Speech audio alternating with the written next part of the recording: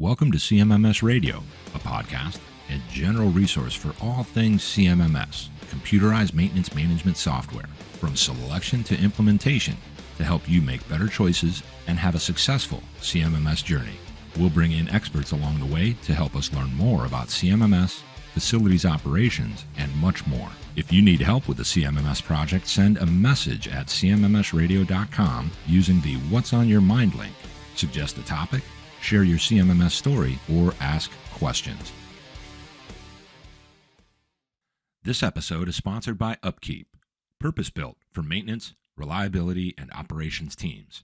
Our mobile-first CMMS and asset operations management solution puts work orders, inventory, and asset info in the palm of your hand. Designed for ease of use and adoption, UpKeep aligns your team for peak business performance. Transform your operations, transform your success with the multi-platform solution of UpKeep. Visit upkeep.com/CMMSradio to receive a dedicated custom discovery session. Thanks for tuning in, everyone. Today we are joined once again by Ryan Chan, the founder and CEO of UpKeep, to talk about the 2023 State of the Maintenance Community Report. You'll recognize Ryan when you're out at these trade shows by his red suit and his passion for the maintenance and reliability community, that's for sure. And maybe you read his book, Asset Operations. You can see it in the background here. And you might have also followed the Maintenance Mavericks podcast and the Maintenance Community Coalition. So a lot of different ways you can keep up with what Ryan's working on and what UpKeep is doing for everyone. He is a constant in the CMMS space, trying to make a difference. Ryan, welcome back to CMMS Radio. Thank you, Greg. It's great to be back on. How are you doing? I'm good. And, I'll tell you, so I know that you just got off of a plane and you were out at SMRP in Orlando. And I know for a fact you gave a great presentation, but I was supposed to go, but it just didn't line up, didn't work out. And then there was, a lot of people there that kind of got together. They did a photo op for CMMS Radio to show support, but I'm always keeping an eye on what you're doing, going to these trade shows. You do all this great work on this report. You've been doing it for a while, right? The state of the maintenance community for at least a few years, right? We do this every single year. This year was a little bit different because in the past years, what we had done is just surveys. A little survey that gets sent out. We have 1,000 people, fill it out, and then we kind of like regurgitate all of the information that we read through, these online digital surveys. This year, I said, I want to do it different. It's not about, all this, quantitative data. I want to hear what's happening on the ground floor. So I made it a point. I said, we're not going to do just like these digital surveys. I'm going to get on the phone with people and I'm going to survey them directly. I'm going to hear from their experiences. And I spent 100 hours talking to 100 people in our industry. And that was the report. It wasn't just, this blanket survey that went out and, I can say, 10% of this and 30% of that. It was what was happening on the ground floor. It was one of the most rewarding projects that I've done in a long time.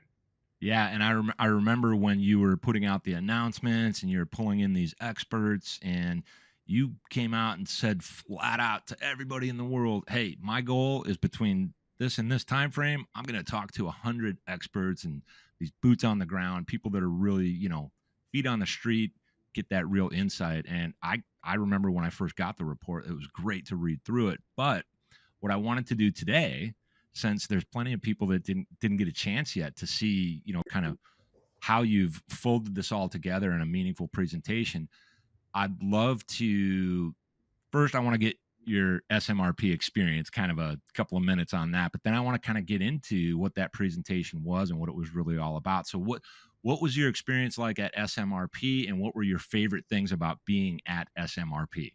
Yeah, so we go to SMRP every single year. I've probably been to that show for the past 7 years, almost every single year. And it's absolutely incredible. It's a great group of people, a lot of familiar faces that go every single year that I love seeing. And then a lot of, new faces too. Big highlights for me, man, we hosted a dinner for about 70 people in the industry on Tuesday night. at a Cuban restaurant across the street from the convention center. And, we rented out the entire top floor of this restaurant and had some incredible conversations with customers, industry leaders, and also future customers too.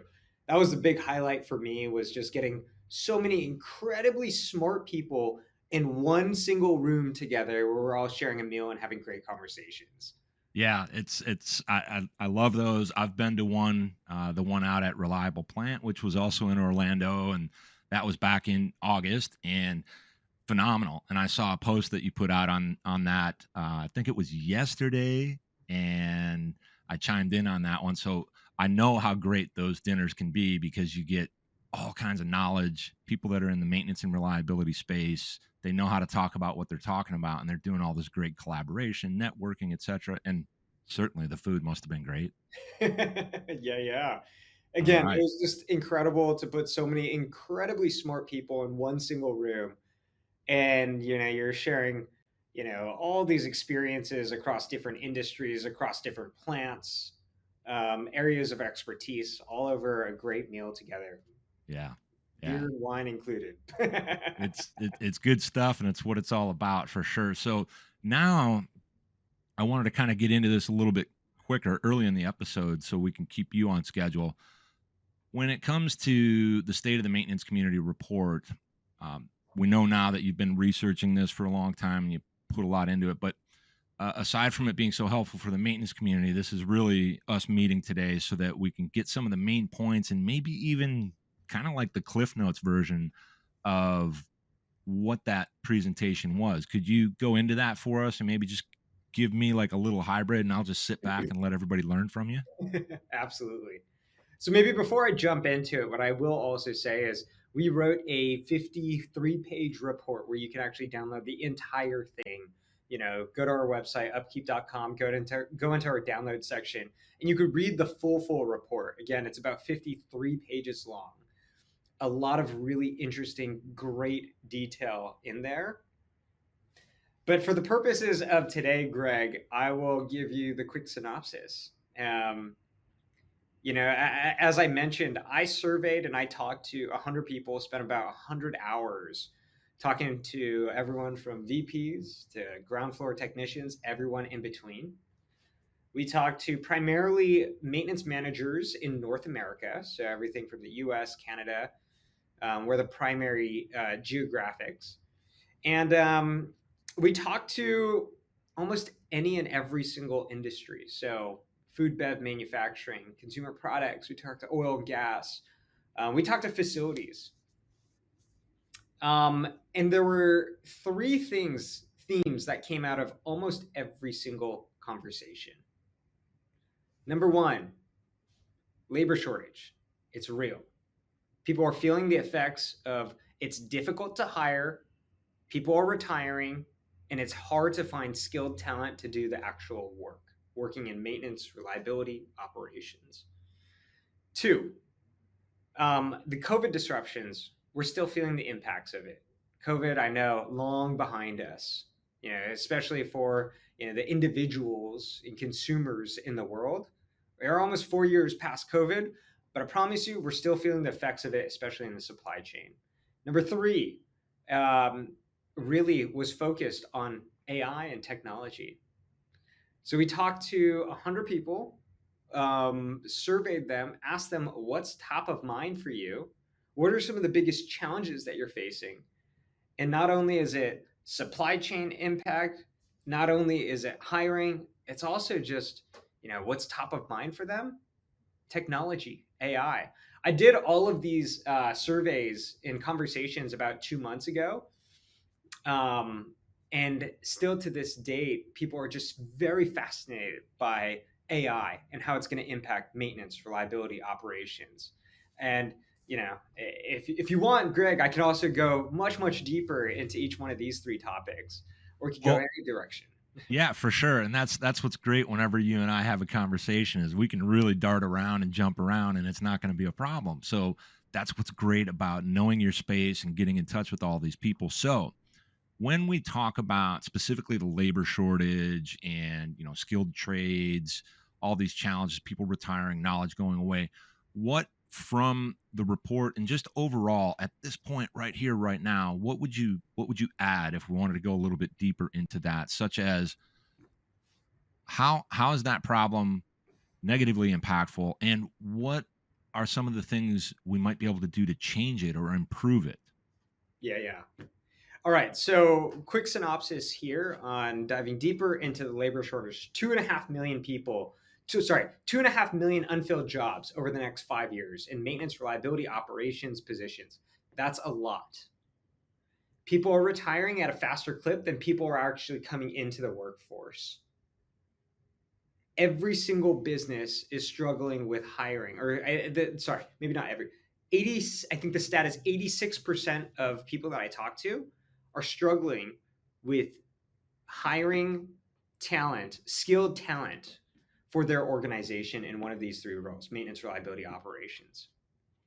So the next question, the obvious question is, what do you do? What are you doing about it? Yeah.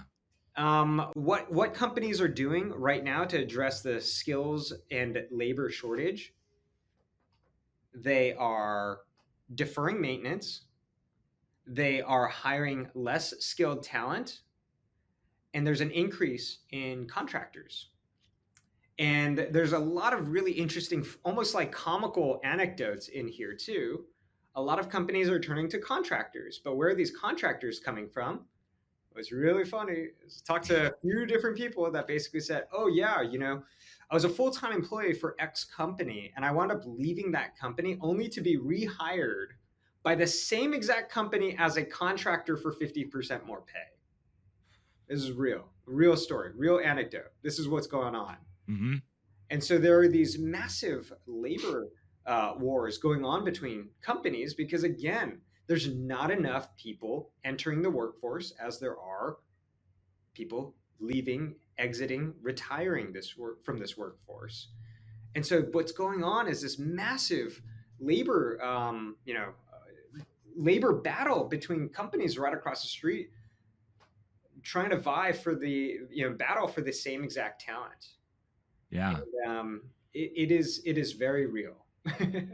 It feels so disruptive because everybody's kind of trying to learn through this experience as it's happening, and the reality is it gets more and more challenging every single day. And I think some of the things we'd love to see is more and more kind of introduction to these skilled trades and these types of crafts that are so important and keep the world moving, like maybe at the junior high level, maybe a little sooner, just a much harder push on that. And I hope anybody out there that ever listens to this or thinks about that topic, it is an admirable place to be, an admirable place to work. You're doing really, really good work, because without maintenance and reliability and all the skills and the trades and the work that goes along with that, everything falls apart, literally everything. So it's very critical. Now, on the other topics that were in the presentation, we definitely want to spend some time on the AI and the technology kind of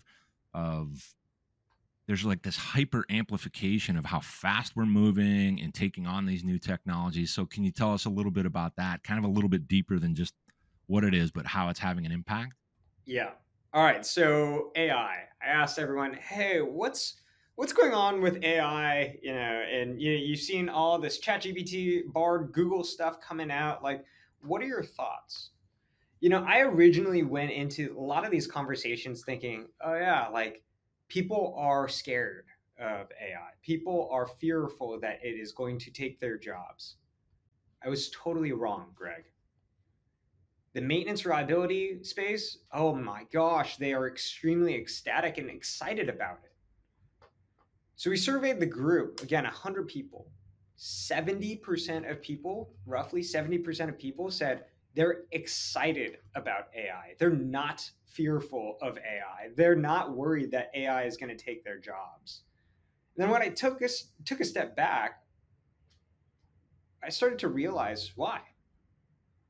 You know, AI, machine learning, and all of these tools out there, these are opportunities for maintenance reliability to improve their own skill set. the more robotics that we have, the more automation that we have, the more equipment that a company owns, the more there is a need for maintenance and reliability professionals. Mhm. I started to realize that and went, oh my gosh, like that totally right. They see it. I think the entire industry sees it. And people are excited and embracing AI and robotics and machinery, especially in maintenance reliability professions. I think the operator positions, there's a little bit more skepticism, a little bit more fear. And I also think that there's this opportunity for operators who stand right next to equipment, deal with the equipment every single day to actually get up leveled and move into, technician level roles. As we build out more automation robotics, I think that is a possibility of the future. Right. But then the Right. second thing that I also asked people was, we talk about the excitement of AI. Where do you feel like you're at from a company readiness perspective with deploying AI solutions at your company? Roughly only about like 10-15% of people say that they are using some sort of AI application in their company. So most people, if not everyone, said our company is not ready just yet to implement AI. The company maturity and readiness of deploying AI solutions is still pretty far behind. So the way that I would broadly contextualize this is excited, not ready just yet. And I asked why. Why do you feel like you're not ready? And most people cite data as being the number one biggest concern. Because for AI to truly work, you have to have high quality data. And right now, many businesses don't have that just yet. And I agree. So excited, not ready, need to focus on the fundamentals and the foundation of getting their data right before creating an AI strategy. I'm glad that you said that because on the various episodes where we have different experts come on CMMS radio and we get into things like industry 4.0 or even 5.0, any of these things, it's always coming back to a combination of the culture, the mindset, making sure people know why. And then when we get all this data is great, but the question is, what are you going to do with it? And how do you improve the quality without just constantly amassing so much of it? And that's what everybody's kind of trying to figure out. I also tend to agree that I don't know that AI is going to take jobs right now or anytime soon, but this is something that kind of amplifies how we run maintenance, and it can, in a sense, augment some of those kind of more menial type tasks, if you will, that we don't have to do, and it can enhance how I perform my job on the plant floor, in a facility. And I mean, the way AI is having an impact on things like smart buildings. And I know that you with upkeep, and now we're switching into the CMMS world, which is really important to me. Maintenance management in and of itself, the two M's in the middle, is what this is really all about on CMMS radio. And then now you got computer and a system, solution, software, whatever you want to call it. But the way AI can be integrated and then work with data, aren't you guys doing a lot with that? I think you've got some recent technology over the last 12 months that has come out. And, I just want to hear a little bit about that because that's important. Yep. So there's two areas that I think there's a lot of potential, and what we've seen from our customers as well, and how they're using AI within upkeep. It kind of seems a little bit crazy, a little bit far fetched here, but our customers use this every single day as our checklist builder. It's pretty cool. Yeah. You can check it out on within upkeep, but we have a checklist, a PM checklist builder. So you stick in an asset, any asset. It's wild, like a boiler, a forklift, anything into this AI generator, and you say, hey, I want a PM with a monthly frequency on a boiler. Can you help me generate what this let's call it monthly PM would look like? Hmm. I'll do it for you. Yeah. And then you can hit one click of a button, import that into upkeep. and boom, you have a PM schedule. And we've talked to many of our different customers about this, and we realize that this isn't the 100% solution, but our customers have realized, like, oh shoot, this is a great way to get a base foundation and do 60% of the work for me. And Yeah, we've heard from our customers that this has sped up the entire PM process for them by magnitude of a time savings. It absolutely. literally does 60-70% of the work for them. And then the last 30%, they're going in, removing this one, changing the frequency for that one. It sets a great foundation. Yeah. The second thing that we're really looking at, and what we've implemented within our solution, is anomaly detection. Oh, So we get tons of data from our customers. We get tons of data that our customers are, bringing in from their, equipment, sensors, technician data. We can start to notice and look at trends over time and flag these anomalies for them. Generate requests, generate POs, generate notifications when something looks off. Anomaly detection is another great application for AI. well, it gives you an immediate clue as to where to look, and I often think that AI is not necessarily an easy button, but it's a really big kind of like helper button. Like you said, you design out these checklists, the preventive maintenance schedules for various types of equipment, and it assists you to do a lot of the heavy lifting for you. And then after the fact, you could do a few tweaks. That's going to speed up deployment, implementation, if you will. But that's going to have a very high impact on adoption, which is then going to have a high impact on the quality or meaningfulness of the data that's being gathered, utilized, and put into action. Because data is great, but if you don't do anything with it, it's worthless, right? So these are all great things, very innovative. And I know you're always kind of staying on the front lines, seeing what's going on. And I love that you're talking to actual people that are the users doing the work, because that's where you're going to get the real answers. And one last thing on that is I think the utilization of the AI and some of the other best practices help people with that constant struggle of, where do I start? What do I do next? So with that, I really want to thank you for your time, and I want to talk a little bit about this. So I hear, and I know people that work at UpKeep. I know a lot of people that know you, a lot of people, CMRPs in the maintenance and reliability space. And I hear that you're a great boss and a leader. I met you many, many years ago in 2014, and I've got to watch this really great journey. But I wanted to point anybody out there that sees or listens to this, if they're dealing with a bad boss, or what we might call an a-hole boss, there's a bad boss program offered by Rob Kalwarowski, and you can find that at howtodealboss.com. You can sign up using the code CMMSradio. You get a $50 discount. And I just wanted to bring that up very quickly. Rob actually has a background in maintenance and reliability. He's an expert as well. So thanks for letting me do that shout out for him, Ryan. And for those of you that want to connect with Ryan, you can find him on LinkedIn. So be sure to connect and follow so that you can keep up with Ryan and keep up with UpKeep. It's important.